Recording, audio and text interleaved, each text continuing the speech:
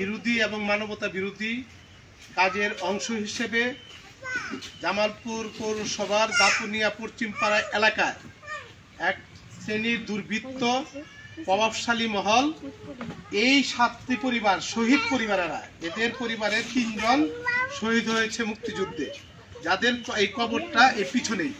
তারা এই স্বাধীনতা 54 বছরেও কোনো সুযোগ সুবিধা রাষ্ট্রীয়ভাবে পায় নাই, সবসময় বঞ্চনা অবহেলার শিকার হয়ে আসছে।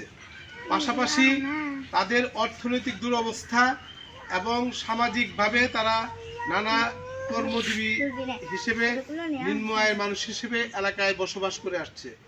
এর মাঝে এই যে শামীম, আমিনুল, বানু, গংরা তাদের সামান্য একটা ইস্যুকে কেন্দ্র করে এদেরকে সমাজচ্যুত করা হয়। এটা আমরা কোনোভাবেই মেনে নিতে পারি নাই।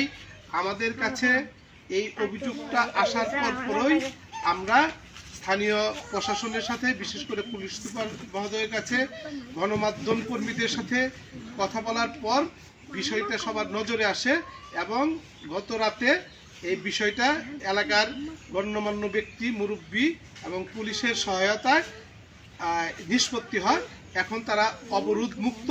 তাদের সমাজচ্যুতির যে ঘোষণা, ডাকডোল পিটিয়ে যে ঘোষণা দেওয়া হয়েছিল সেটা এখন উইথড্র করা হয়েছে, তুলে নেওয়া হয়েছে। তারা মোটামুটি এখন চলাফেরা করতে পারছে। কিন্তু ওই যে যারা দুর্বৃত্ত ডাকডোল পিটিয়ে মাইকে ঘোষণা দিয়ে তাদেরকে সমাজচ্যুত করা হয়েছিল, তারা এখনো লোকচক্ষুর আড়ালে আছে।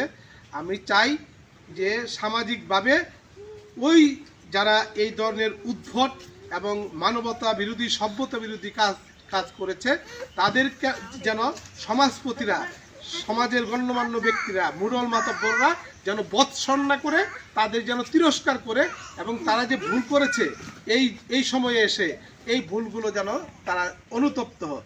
আমরা চাই এই ধরনের ভুল, শুধু ভুল না, এটা একটা অপরাধ করেছে, এই অপরাধ যাতে ভবিষ্যতে সংঘটিত না হয়।